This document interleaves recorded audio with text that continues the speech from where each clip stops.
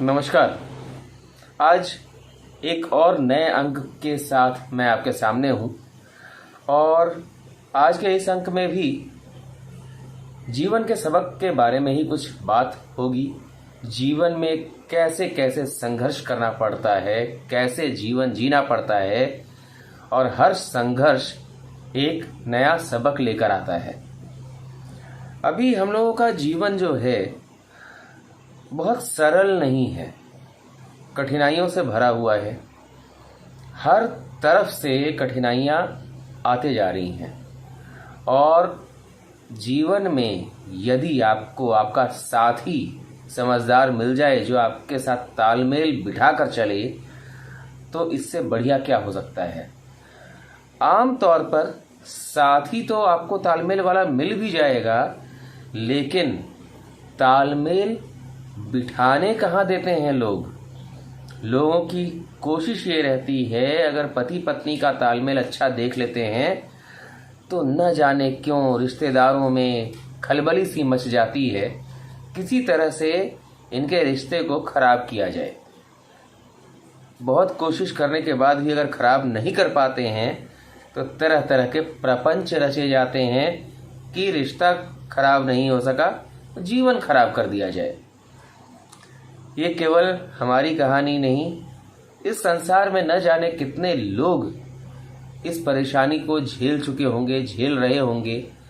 इसके अनुसार इस दुनिया में बहुत ही कम लोग ऐसे होंगे जो वास्तव में अपने जीवन को सही मायने में जी रहे होंगे। जीने कौन नहीं देता, कहता हूं ना कि मैंने तो अपनों को गैरों सा व्यवहार करते देखा है और लोग कहते हैं कि अपना अपना ही होता है। ये एक बहुत बड़ा वहम है, बहुत ही बड़ा वहम। जो आपका अपना होने का दंभ भरे, समझ जाइए उससे बड़ा गद्दार कोई नहीं। मैंने आपको बताया था कि किस तरीके से मेरे परिवार को, मेरे पिताजी के परिवार को नष्ट करने के लिए एक प्रपंच रचा गया था, षड्यंत्र किया गया था। मेरे पिताजी को एक सुपारी में कुछ करके, ऐसा करके जिससे उनकी मति मार ली जाए, उनको पूरी तरह से वश में कर लिया गया। इस कारण मेरी माँ भी उन लोगों के वश में चली गई जिन लोगों का इरादा कुछ और था। हम लोगों ने, माता पिता ने और उनके कारण हम लोगों ने प्रयास किया, कोशिश की रिश्ता बनाने का, अच्छा बनाने का। लेकिन कहते हैं ना, आप रिश्ते बनाकर भी क्या कर लोगे जब सामने वाले का इरादा ही न हो निभाने का। सामने वाला तो बस आपको बर्बाद करना चाहता था। मेरे से ठीक बड़े भाई की पत्नी और उसके परिवार वालों ने जो प्रपंच रचा उसमें पूरी तरह से वो एक ऐसा चक्रव्यूह था जिसमें घुसना और निकलना दोनों उन्हीं के हाथ में था। किस तरीके से चक्रव्यूह में फंसाया गया और किस तरीके से फंसा कर सब कुछ नष्ट कर दिया गया, ये बहुत ही अजीब विडंबना वाली बात है। पिछली बार मैंने आपको बताया था कि किस तरीके से मैं रांची आया हुआ था और मेरे दोस्त ने मुझे दिल्ली बुलाया और उसके बाद मैं वैष्णो देवी गया। वैष्णो देवी जाने के पहले मेरी मुलाकात किसी ऐसी इंसान से हुई थी, ऐसे व्यक्ति से हुई थी जिसने मेरे जीवन में एक रंग भरने का काम किया था। मैं वैष्णो देवी माँ के दर्शन करके जब लौटा, जब मैं वहाँ गया था और मोबाइल का नेटवर्क नहीं होने के कारण मेरी और उनकी बात नहीं हो पा रही थी, जो आज मेरी पत्नी ही है सुनैना, तो उस समय जो अंदर से कुढ़न होती थी, जब फ़ोन पर बात हुई तो मैं इस तरीके से डांटता था जैसे एक पति अपनी पत्नी से लड़ता हो, आपने मुझे फ़ोन क्यों नहीं किया। अरे उस समय तो हमारा उनका कोई रिश्ता भी नहीं था। लेकिन खैर, माँ का चमत्कार, माँ ने में मुझे और उन्हें एक सूत्र में पिरो दिया, बांध दिया। और आज स्थिति ये है कि हम लोग दिखते तो दो हैं, लेकिन जान हम लोगों की एक है। यदि मुझे कहीं कोई परेशानी होती है, दिक्कत होती है, तो उन्हें भी दिक्कत होती है। मेरे पैर में अगर दर्द है तो मेरी पत्नी के भी पैर में दर्द होता है, मुझे सर में दर्द है तो उन्हें भी दर्द होता है। खैर, ये सब चीज़ें आपसी तालमेल की हैं, क्योंकि आपसी प्यार बहुत बड़े काम की चीज़ है। टेलीपैथी कहते हैं ना कि जो मैं सोचता हूँ मेरी पत्नी समझ जाती है पहले ही, और जो मेरी पत्नी कहना चाहती है वो मेरे मन में आ चुका होता है। इसको टेलीपैथी कहा जाता है वैज्ञानिक भाषा में। हम लोगों के जीवन में साक्षात हो रहा है। अब आते हैं क्या क्या हुआ। मैं माता के दर्शन करके लौटा। मेरे और मेरी होने वाली पत्नी, मतलब जिन्हें मैंने मन ही मन मान लिया था कि मेरी पत्नी बनेंगी, नज़दीकियाँ बढ़ती चली गई। मैंने अपनी माँ से भी चर्चा की। मेरी माँ स्पष्ट तौर पर बोल पड़ी, ना। क्यों? क्योंकि मेरे से ठीक बड़े भाई का आदेश जो था, नहीं मामा, विक्की जी का शादी अभी नहीं होना चाहिए, एकदम नहीं डैडी, एकदम शादी नहीं होना चाहिए। और क्यों? क्योंकि उनकी पत्नी का दबाव था। उनकी पत्नी के इरादे तो कुछ और भी थे। ऐसा लगता था कि जैसे वो पूरी तरह से खा जाएंगी, आंखों से निचोड़ लेंगी। लेकिन माँ की कृपा, उनके चंगुल से मैं बचता बचाता रहा, और मेरे भाई के दबाव में एक बात और बताना छूट गया। वर्ष 2006 की बात है। वर्ष 2006 में मेरे पिताजी को ब्रेन स्ट्रोक हुआ था, ब्रेन हैमरेज हुआ था, और पिताजी की जान जाते जाते बची थी। और उस समय मेरे भाई ने सीधे मुझ पर आरोप लगा दिया था कि एक बार तो डैडी का ब्रेन हैमरेज करा चुके हो, क्या फिर दोबारा करा के मारना चाहते हो। दरअसल इसके पीछे कहानी थी। मैं दिल्ली में रहता था, और मेरे भाई ने मेरे पिताजी के मन में इतनी गंदी और घृणित बातें भर दी थी मेरे बारे में, हर तरीके से, कि मेरे पिताजी के मस्तिष्क पर भार पड़ता चला गया। और चूंकि मेरे पिताजी उन्हीं लोगों के चंगुल में, उनके वश में थे, इसलिए वो स्वाभाविक सी बात है, उन लोगों की बात मानते थे। आज तक मानते हैं। आज तक विनय जी ने जो कह दिया वो पत्थर की लकीर पिताजी के लिए, और विवेक ने जो कहा वो तो वाहियात है, झूठ है, फालतू की बात है। तो ये सभी चीज़ें थीं। और उसी समय मेरे भाई के दबाव में आकर मेरे पिताजी ने मुझे अपने घर से, अपने जीवन से बेदखल कर दिया था।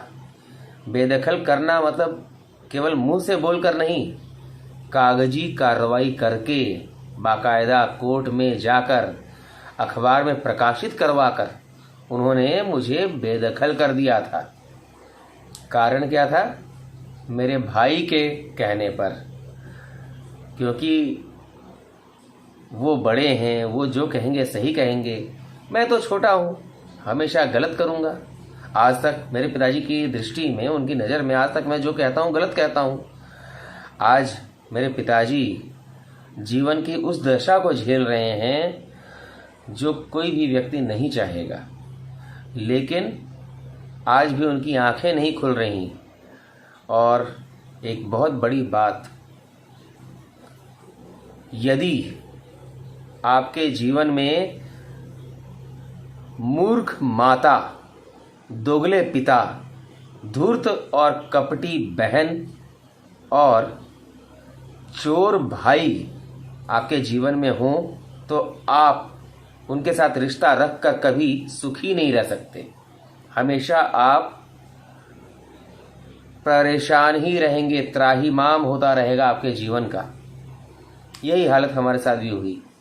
मेरे उसी भाई ने, मेरी उसी बहन ने मेरे पिता को पूरी तरह से अपने चंगुल में कर दिया और मेरी माँ को तरह तरह की वाहियात बातें बताकर, मेरे बारे में भड़काकर, ऐसी ऐसी जिसको कहते हैं ना हिंदी में चुगली करना, चुगली करके उन लोगों को मेरे प्रति पूरी तरह भड़का दिया क्या, मेरी माँ तो अब खत्म हो चुकी है। मेरी माँ को मार डाला उन लोगों ने अपनी बातों से चुभो कर। मेरी माँ मरी नहीं, मेरी माँ की तो हत्या कर दी एक तरीके से उन लोगों ने। लेकिन जब तक वो जिंदा रही, इन लोगों ने माँ को इस हद तक टॉर्चर किया, इतना टॉर्चर किया। मेरे पिता को आज तक टॉर्चर कर रहे हैं। आज भी मेरे पिता को गलत गलत चीज़ें समझा रहे हैं मेरे बारे में, आंकड़े भी देते हैं गलत।